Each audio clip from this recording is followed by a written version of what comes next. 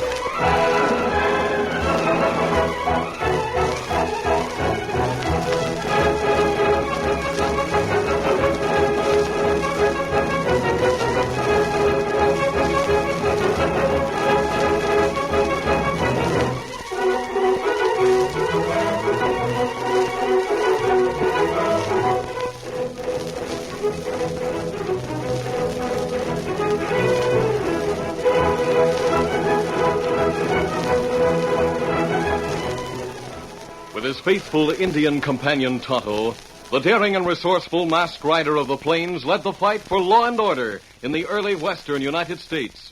Nowhere in the pages of history can one find a greater champion of justice. Return with us now to those thrilling days of yesteryear. From out of the past come the thundering hoofbeats of the great horse Silver. The Lone Ranger rides again. Come on, Silver. Let's go, big fellow. Hi-yo, Silver. Hi!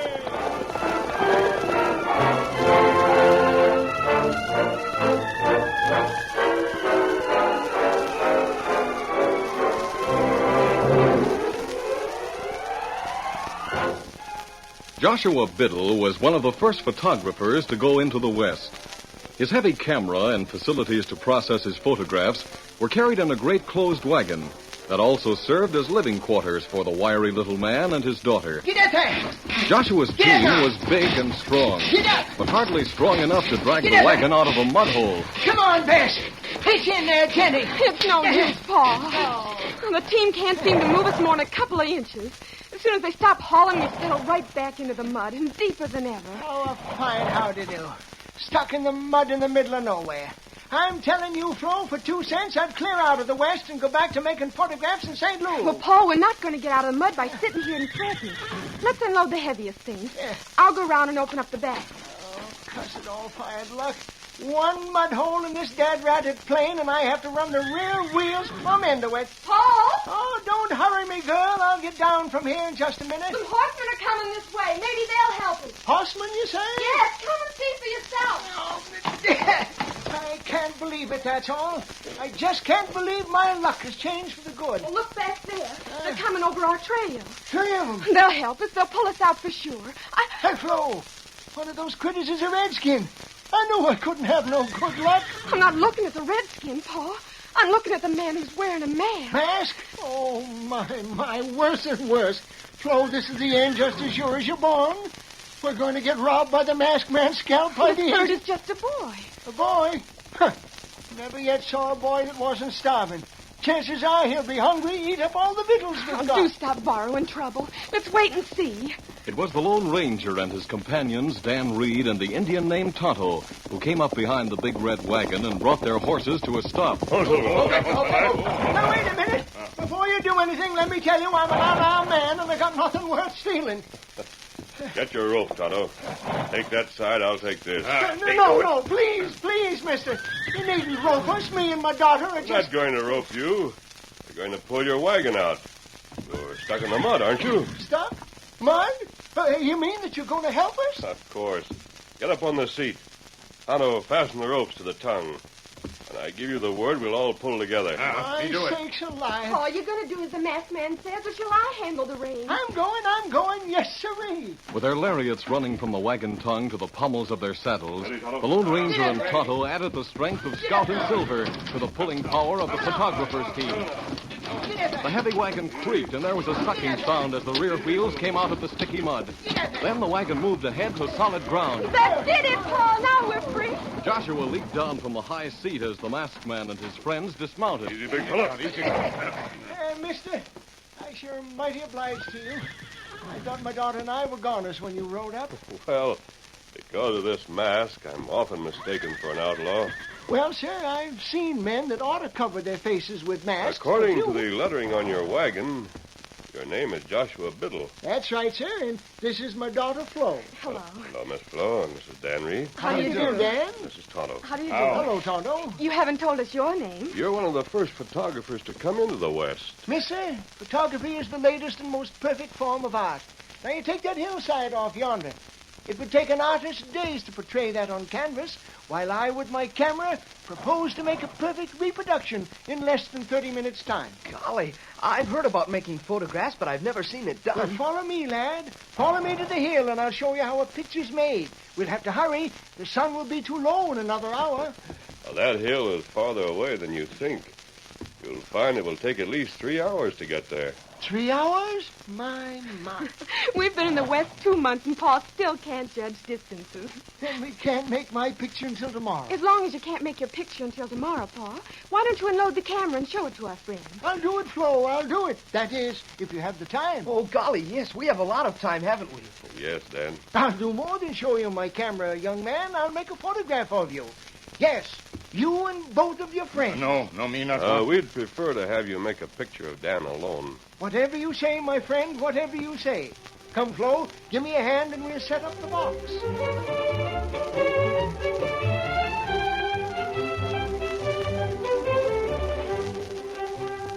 Neither the Lone Ranger nor Joshua Biddle suspected that the distant hillside was an important part of the lawless plans of the Walker brothers, Matt and Henry. The two sat in one corner of a cafe in the town of Greenville, which nestled in a valley east of the San Pablo Hills. I don't know what you're grumbling about, Henry. It's the easiest trick we've ever turned. Matt, there's a catch in it. Grosso wouldn't pay us $50 each to move a row of stakes and rocks. Why, that's $100 it's costing him for one day's work.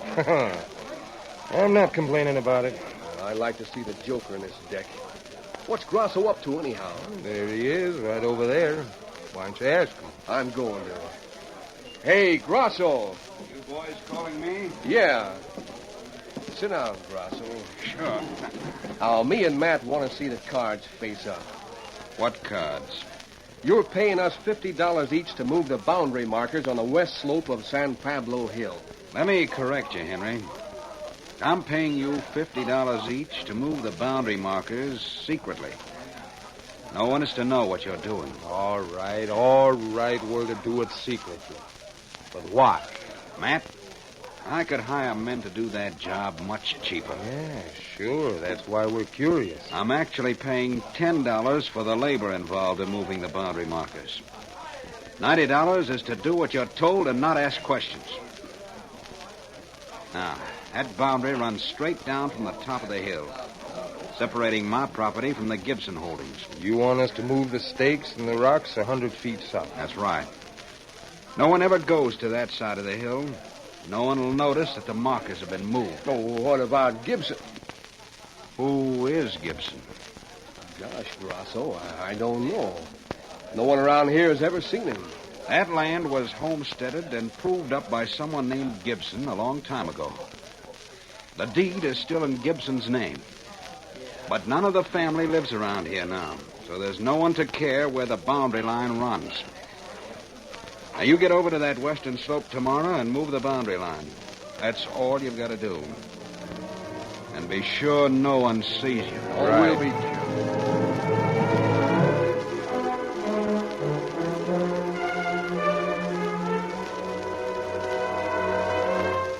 It was the following morning when the Walker brothers rode out of Greenville and made their way up the steep side of San Pablo Hill. Boundary markers made an irregular line running north and south along the crest of the ridge to mark the eastern side of the property owned by Grosso and the people named Gibson. Here we are, Henry. Ho, ho, ho. This is the dividing line. Gibson and Grosso between them own that whole western side of the hill? Yep. They own from the top of the ridge here west as far as you can see. That line of markers going downhill divides the two, huh? That's right. Grosso owns the north section, Gibson the south. Those stakes and rocks going downhill are what we got to move. It won't take more than half an eye for anyone to see that the boundary's been moved to give Grosso an extra 100 feet. Well, maybe that'll be the case for a few weeks, but after a few rains, no one will know the difference. For the life of me, Matt, I can't see why Grosso wants those extra 100 feet. Well, Henry, I happen to know why. And knowing it means that we're going to collect a whale of a lot more than $100. Yeah? What do you know? You heard anything about the new railroad? Nope. Well, Greenville's to be right on the tracks that are coming through here. You don't say. And what's more, there's going to be a tunnel through this here hill. A tunnel, huh? Yeah. But before the railroad men can build a tunnel, they got to own the property, which means they got to buy it from the present owners. Oh, yeah, I begin to savvy. Now, Grosso's got word as to where that tunnel's going to be. Matt, you remember what Grosso told us about not being seen? Yeah. Look down below, just beyond the foot of the hill. Where? See around that big boulder? There's a big red wagon. Looks like it belongs to a rainmaker or something. Yeah. And a couple of people standing by it. Come on. We make 'em shove on. Get up there. Get up. Get up.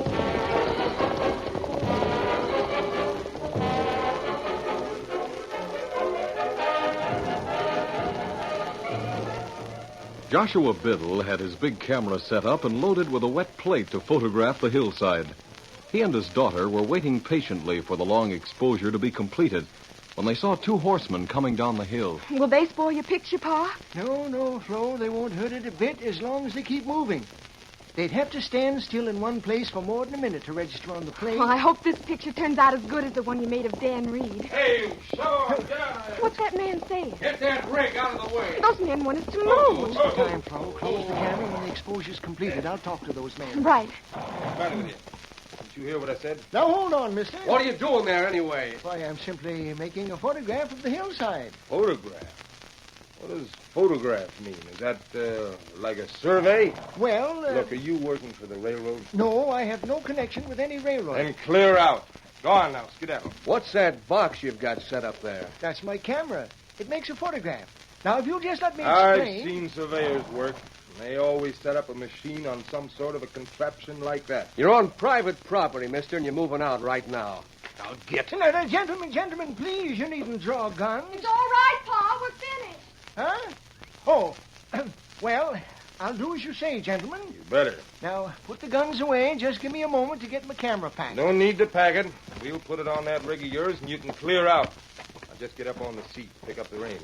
Here, I'll take that. Be careful. You'll break it. Yes, if I do, it'll teach you not to come snooping around on private property. Throw it on the wagon, Matt. Right. Oh, please, don't smash my camera. Get up on that seat. Now, there's your camera all loaded.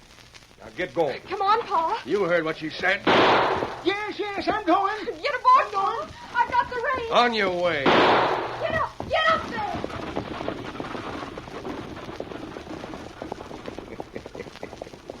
That'll take care of him.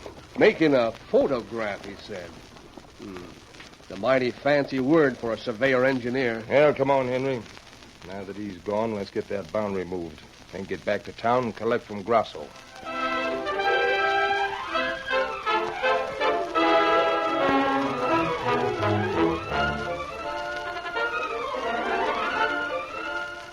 The curtain falls on the first act of our Lone Ranger story.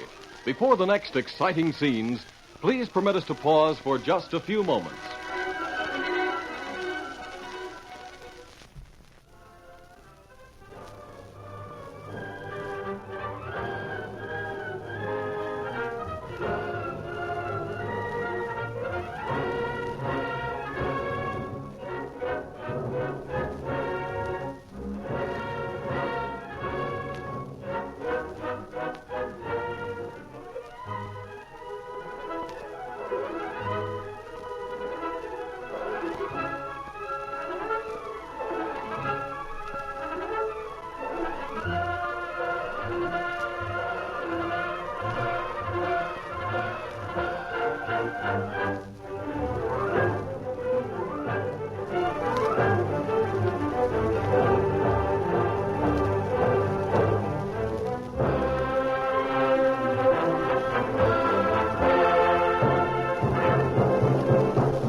Now, to continue our story. The Lone Ranger, Dan, and Tonto had made a camp not far from the town of Greenville. They intended to stay there for a few days while the horses rested and put on a little weight. It was on the day after Joshua and his daughter had been chased from the hillside when Dan Reed went into the general store to buy supplies from Maggie Titus. My sakes alive, boy, that's a right sizable list of victuals. It'll take me a little while to get 'em all together. Oh, that's all right. Oh, hello there, Mr. Grasso. How do you do, Maggie? How do you do? Any mail for me today? Well, I'll look in just a minute, Mr. Grasso. I'll leave these saddlebags here, ma'am, and you can fill them up. Oh, all right, son. You take a walk around town and come back in 15, say 20 minutes. I'll have your victuals for Oh, one thing. you. Yes? Have you heard anything about a man named Biddle? Biddle? Joshua Biddle. He's a photographer. Photographer? Now, what in tarnation is a photographer? He makes pictures with a camera. Here's a picture he made of me. My sakes alive. Why, look at this, Mr. Grasso. It's a dead image of the boy. What did you call that? It's a photograph. A photograph, huh? Yes, sir. Mr. Biddle said he'd be in town after he finished making some pictures on the hills. I see. Tell me, boy, how does he go about making one of these pictures? Well, he sets up his camera. What does that look like? What? It's a black box about this big. He points it at a man or a hill or whatever he wants to photograph. And then he has a reproduction on a paper, like this. Is that it? Yes, sir. Very interesting. Mr. Grasso, if you can wait a minute, I'll see if there's some mail. I'll be back later, Maggie. Long, purposeful strides carried Grasso to the cafe 2 doors away from Maggie Titus's general store. He wore a heavy scowl as he pushed through the batwing doors. Matt and Henry Walker looked up from their two-handed poker game as Grasso came directly to their corner table and sat down. Anything wrong, Mr. Grasso? Plenty. And you two have got to do something about it. Now, hold on, boss. I told you I wanted to have a long talk about the deal you're putting over. This is neither the time nor place to discuss it, Matt. As a matter of fact, if you don't take immediate action, there'll be no deal for anyone. I just found out what a photographer does. We figured he was like a survey man. Well, you're wrong. He makes pictures, an exact likeness of the object he photographs. Yeah? You said that man had a black box set up pointing at the hillside. Yeah, that's right, boss. That was before you moved the boundary. Sure, you told us to be sure that nobody saw us, so we chased him. You chased him. You let him take his camera away with him. Well, how he did... took with him a photograph of the hill showing the original boundary line. That photograph is proof that the boundary was moved. Oh, you two sure. get out of here now and find that photographer. Find him and get him out of our way for keeps. But how will we find him, Mr. Grasso? We got no idea where to look for him. There's a boy in the Titus store right now. Get hold of him. He's a friend of the photographer. Now get out of here and get busy. Right.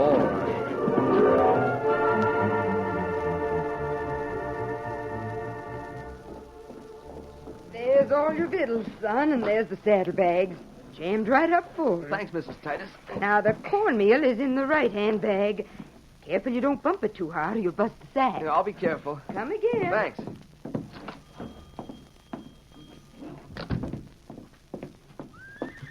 Hey there, you. What? Are you speaking to me? You know a man named Biddle? Joshua Biddle? Oh, yes, he's a photographer. Well, I got to see him right away.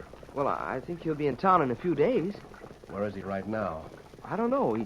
He said he was going to make some pictures of the hills, and then he was going up to the top of Fenton Hill to take some pictures of the canyon in the valley. Fenton Hill, huh? Yes, sir. Did Mr. Grasso tell you What's that Grasso got to do with it? Well, he was in the store when I was talking about the photographer. Matt, maybe we better take this kid along. Yeah, it won't help any to have him talking about Grasso after things happen to that photographer. What do you mean? Come on, kid. Let go of Oh, me. you squirming now. You get aboard that horse and travel with us. Now, you do as we say. Well, all Come right, on. but these saddlebags. Put him on your horse and be quick about it. Got a long way to ride if we want to reach Fenton Hill before dark.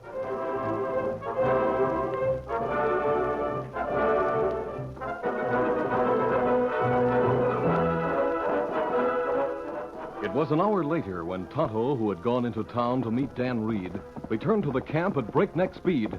The Lone Ranger leaped to his feet to meet the Indian. Oh, fella. Oh, easy, Scout. What is it, Tonto? What's the matter? There's plenty trouble, Kimosabe. You saddle Silver, we talk. All right, here, Silver. Where's Dan? Me not see him in town. Me go to general store. Woman there say Dan right way with 2 men. 2 men? Ah. Steady there, Silver. Steady, boy. Me look near hitch rail. See where Dan stand beside Victor. Him scratch ground with boot. Make danger sign. Can you follow the trail from there? Me see corn meal spilled on ground. Maybe Dan mark trail. Let's hope so. Come on, Tonto. We get back to that hitch rail and start from there. Steady, big fella. Easy, Scout, easy. One, two, Get him up, Scout.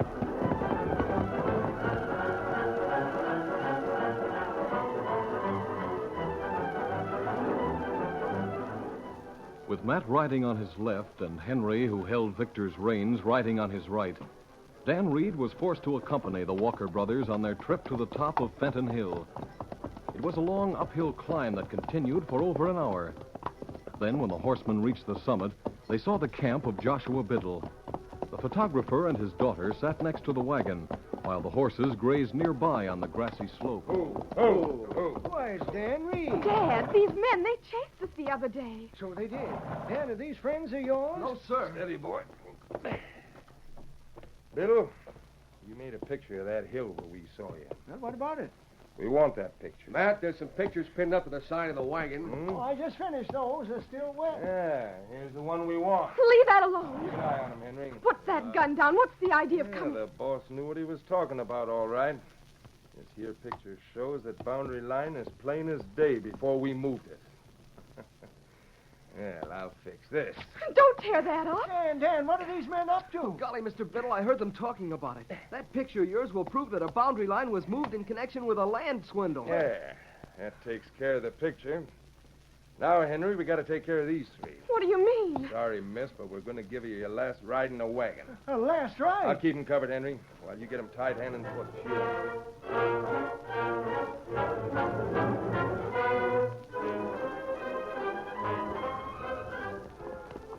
The Lone Ranger and Tonto had picked up Dan Reed's trail and found it easy to follow. They made good time riding northeast from town until they reached a canyon. Oh, Silver. fella. Oh. Cornmeal here on bridge, Kimosabe. Yes, that answers our question. Come on, Silver. Get him up, Scout.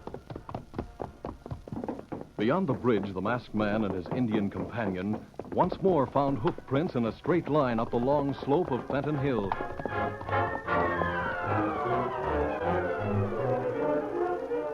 Meanwhile, near the hilltop, Dan Reed, Joshua Biddle, and the photographer's daughter were inside the heavy wagon, tied both hand and foot. This is wanton murder, cold-blooded murder, that's what it is. Sorry, Biddle, but this is the way it's got to be. We're playing this game for big stakes, and we can't take any chances. You'll never get away with We'll this. see about that. When we pull the rocks out from beneath the wheels, this wagon will start rolling backwards down the hill till it hits the canyon. I've got the tongue set and tied, Matt, so the wagon will roll in a straight line. All right, then, Henry. Come on, we'll take the rocks away from under the wheels and start these people on their last ride. I wish we could take care of things without having to kill these. Well, we can, so let's get on with the job. Take the stone away from that wheel. Right. I'll get this one. There she goes. Now watch her gain speed. By the time it hits the bottom of that canyon, we'll be traveling like wildfire.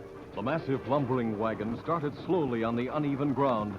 Because of the fact that the tongue had been lashed in line, the photographer's wagon rolled straight toward the canyon and toward the Lone Ranger and Tonto, who were coming up the hill. Oh, Silver. Oh. Wagon come down backwards. Must have broken away from the horses, Tonto. Back of wagon open. Tonto, there's Dan.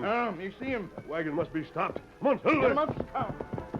The Lone Ranger urged the mighty Silver to top speed, racing up the hill to meet the oncoming wagon with its helpless, white-faced occupants. Come on, Silver. The masked man knew his only hope lay in reaching the wagon before it gained too great a speed.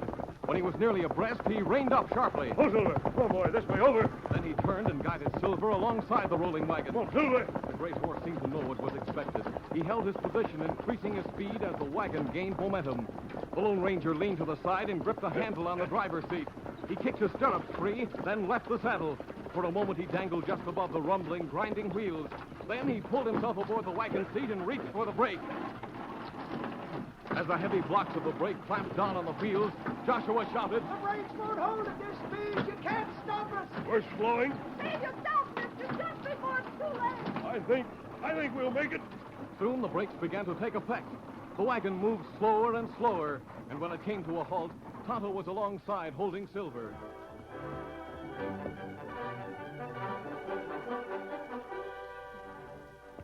While the masked man cut the ropes that held his friends, Dan told about the men who had attempted murder. And then they were going to kill us so we couldn't tell about moving the boundary. Here, Dan, take the knife and cut the rest of the rope. Right. Maybe you can overtake these crooks.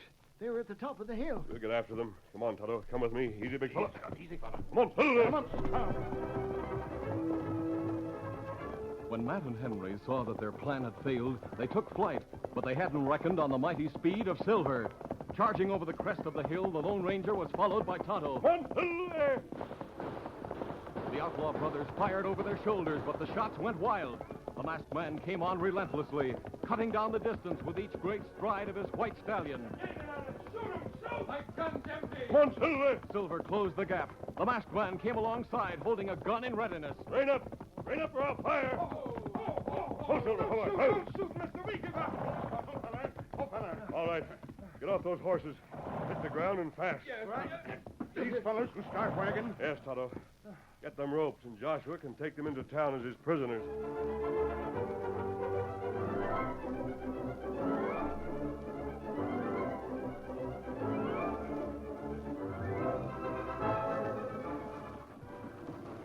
Dan rode part of the way to town with Joshua and his daughter. The prisoners were well tied in the big wagon, and the Lone Ranger and Tonto rode alongside, leading Dan's horse. See to it that the law deals with these crooks, Dan. You tell your friends that the polecats will get all that's coming to them. It's too bad they destroyed that picture showing how the boundary line had been moved. There'll be another picture, Dan. You just bet there'll be. You see, son, they destroyed a print of the picture, but I still have the original, and I can make more prints. Dan, here's where we leave the trail. Take Victor's reins. All right, sir. Adios. Adios. Adios. Come on, Silver. We cut off to the right here, Mr. Biddle. I'll have to get on my horse. Oh, Dan, just one thing before you leave the wagon. That masked friend of yours, who is he, lad? Golly, Mr. Biddle, I thought you'd know when he called his horse Silver. He's the Lone Ranger. Silver.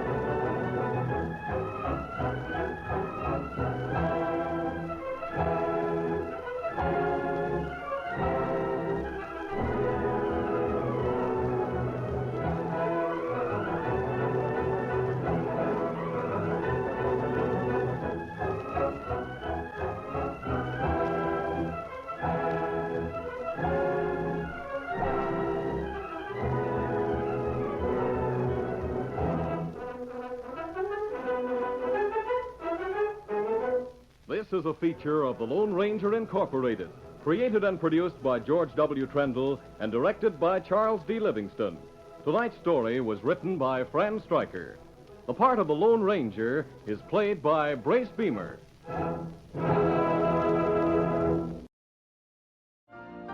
You've been listening to the OTR Gold Network.